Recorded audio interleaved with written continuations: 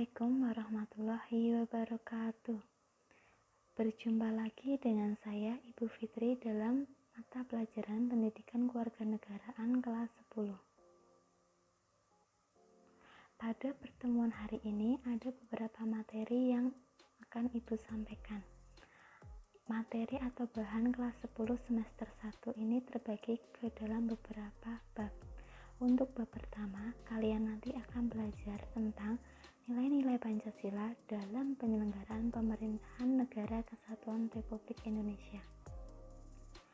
Pada bab 2-nya nanti, kalian akan belajar tentang ketentuan Undang-Undang Dasar Negara Republik Indonesia tahun 1945 dalam kehidupan berbangsa dan bernegara. Sedangkan pada bab 3-nya nanti, kalian akan belajar tentang kewenangan lembaga-lembaga negara menurut Undang-Undang Dasar Negara Republik Indonesia tahun 1945. Sedangkan di bab 3-nya nanti kalian akan belajar tentang hubungan struktural dan fungsional antara pemerintah pusat dan pemerintah daerah. Kita lanjut ke bab pertamanya terlebih dahulu. Nah, di sini kalian bisa amati ada susunan Kabinet Kerja Presiden Joko Widodo pada periode 2019. Nah, di sini juga ada beberapa menteri untuk mendukung dalam proses penyelenggaraan pemerintahan. Sedangkan kalian nanti menggunakan sumber belajar seperti pada gambar tersebut, yaitu ada buku Pendidikan Kewarganegaraan BSE dari Kementerian Pendidikan. Nah, kalian tahu nggak sih apa bedanya pemerintahan dengan pemerintah? Mengapa dalam penyelenggaraan Negara Kesatuan Republik Indonesia perlu adanya implementasi nilai-nilai Pancasila? Oke, untuk jawabannya kita lihat ya di part berikutnya. Nah, di sini dijelaskan pemerintah dengan pemerintahan. Pemerintah itu apa? Pemerintah itu adalah penyelenggaraan negara atau pengelolaan kekuasaan negara untuk mencapai cita-cita dan tujuan negara. Sedangkan pemerintahan adalah proses atau cara pemerintah dalam menjalankan wewenangnya di berbagai bidang. Jadi pemerintah itu cara, sedangkan pemerintah adalah lembaganya. Kita lihat. Nah, di sini sudah saya berikan bagannya. Untuk pemerintah ini organ atau alat kelengkapan negara atau biasa kita sebut sebagai lembaga negara. Sedangkan pemerintahan ini adalah bidang tugas atau fungsinya sebagai pemegang kekuasaan. Ini terbagi atas dua pemerintahan, yaitu ada pemerintahan pusat dengan pemerintah daerah. Kemudian untuk pemerintah, pengertiannya bisa kita sebut ke dalam dua, yaitu pemerintah dalam arti sempit, kemudian ada pemerintah dalam arti luas. Kalau sempit berarti di situ hanya eksekutif saja, hanya presiden, wakil presiden, dan kabinet.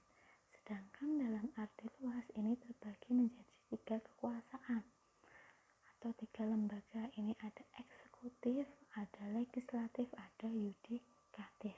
Maka lihat kita cermati untuk kekuasaannya. Nah, apa itu kekuasaan negara? Kekuasaan negara itu adalah kewenangan negara untuk mengatur seluruh rakyatnya untuk mencapai keadilan, kemakmuran, serta keteraturan. Kemudian nanti kalian akan belajar tentang macam-macam kekuasaan negara menurut beberapa tokoh atau ahli di dunia. Nah, kita lihat sama-sama dan kita cermati nanti perbedaan dari dua tokoh tersebut. Kita lihat yang pertama. Ini ada tokoh menurut John Locke. John Locke ini membagi kekuasaan negara menjadi tiga. Yang pertama ada legislatif, ada eksekutif, ada federatif. Legislatif ini memiliki tugas atau wewenang yaitu membuat dan membentuk undang-undang. Sedangkan untuk eksekutif ini ada dua tugas menurut John Locke, yaitu melaksanakan undang-undang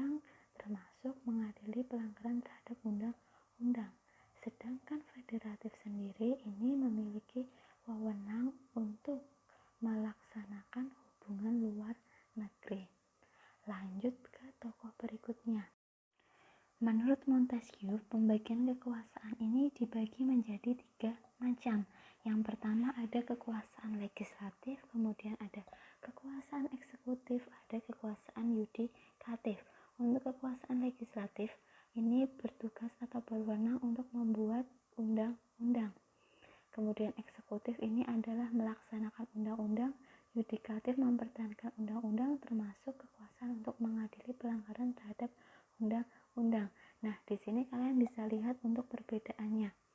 Pada kekuasaan menurut John Locke, ini pembagian kekuasaannya untuk eksekutif ini memiliki 2 fungsi, sedangkan menurut Montesquieu, fungsi mengadili terhadap pelanggaran undang-undang masuk ke dalam kekuasaan sendiri atau ke dalam kekuasaan yudikatif.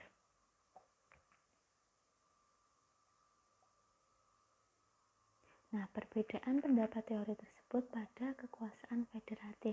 Pada teori John Locke, federatif ini adalah kekuasaan sendiri bertugas untuk menjalankan hubungan luar negeri. Sedangkan menurut teori Montesquieu atau trias politika, kekuasaan federatif ini masuk ke dalam kekuasaan eksekutif.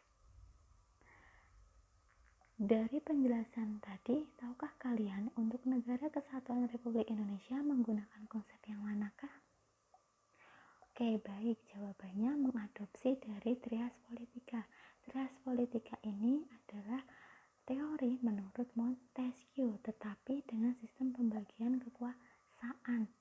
Yang sistem pembagian kekuasaan yang seperti apakah? Apakah sama menurut teori Montesquieu atau berbeda? Nah, jawabannya adalah menggunakan sistem pembagian kekuasaan check and balance. Artinya, kekuasaan tersebut terbagi-bagi, akan tetapi antar lembaga bisa saling berkoordinasi, bisa saling bekerja sama. Contohnya, dalam membuat undang-undang itu tidak 100% yang melaksanakan adalah kekuasaan legislatif, tetapi dibantu oleh kekuasaan eksekutif. Kekuasaan eksekutif dan kekuasaan legislatif bersama-sama dalam membentuk undang-undang, itu contohnya. Sehingga sistem pembagian kekuasaan di Indonesia ini menggunakan sistem check and balance atau keseimbangan.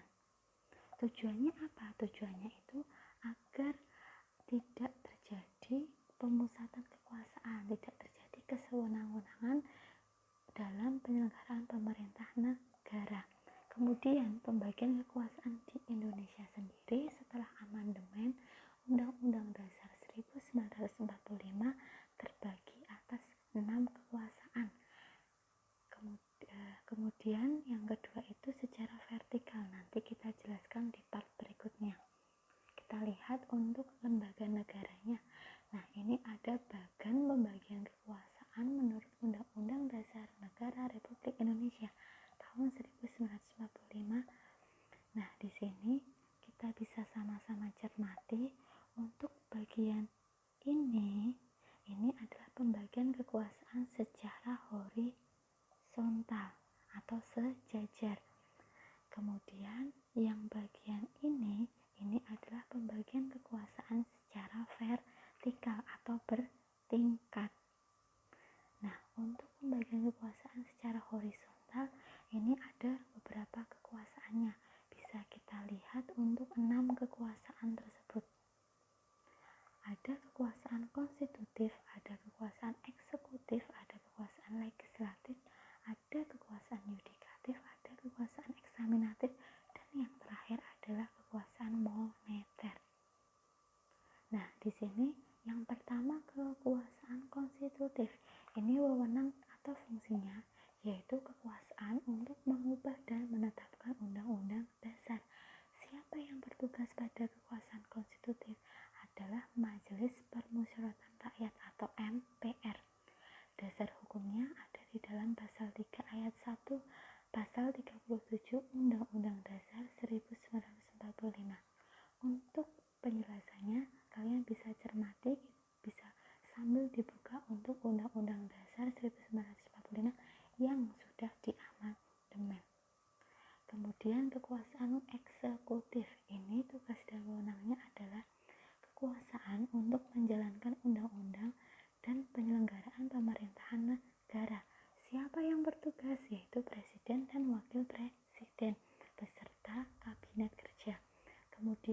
dasar hukumnya ini ada di dalam pasal 4 ayat 1, pasal 5 ayat 1 Undang-Undang Dasar 1945 serta pasal 20 ayat 2.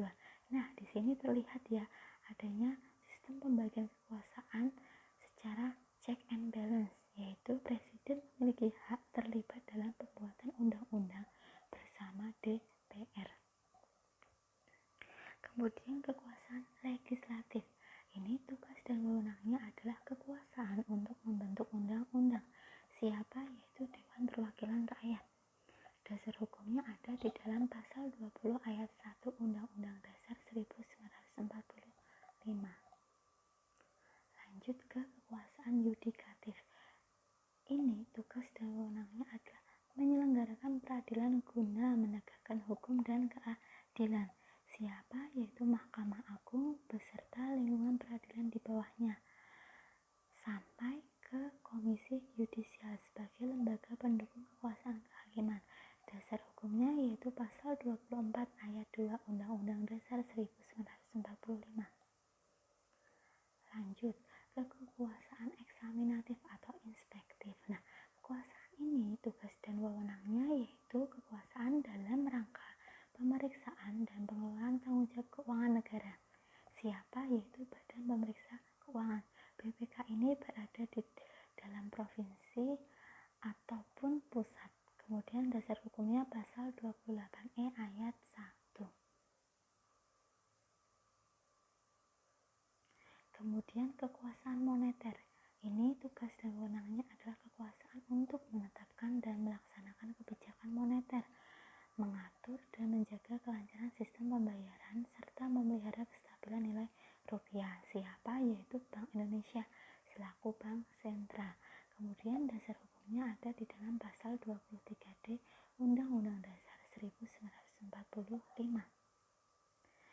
Kemudian pembagian kekuasaan secara vertikal atau bertingkat. Ini pembagian kekuasaan berdasarkan tingkatannya, ada dari yang tinggi sampai terendah.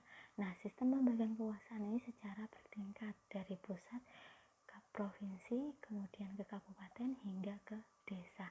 Nah, penjelasannya akan dijelaskan di materi berikutnya. Apakah ada pertanyaan dari penjelasan yang sudah Ibu sampaikan? Oke, jika tidak ada, kita lanjutkan minggu depan untuk materi selanjutnya. Silahkan kalian nanti selesai membaca materi bisa lanjut mengerjakan kuis di SIAPS. Untuk materi berikutnya silahkan nanti bisa dipelajari dulu kedudukan dan fungsi Kementerian Negara Kesatuan Republik Indonesia dan lembaga non-kementerian. Bisa baca di buku paket ataupun mencari materi di internet. Sekian dari Ibu, kurang lebihnya mohon maaf. Jika masih ada pertanyaan yang dirasa sulit atau perlu dijelaskan kembali, silakan bisa bertanya via WhatsApp ataupun bisa komentar di kolom YouTube. Terima kasih dari Ibu, mohon maaf jika ada salah. Saya akhiri, sampai bertemu minggu depan. Wassalamualaikum warahmatullahi wabarakatuh.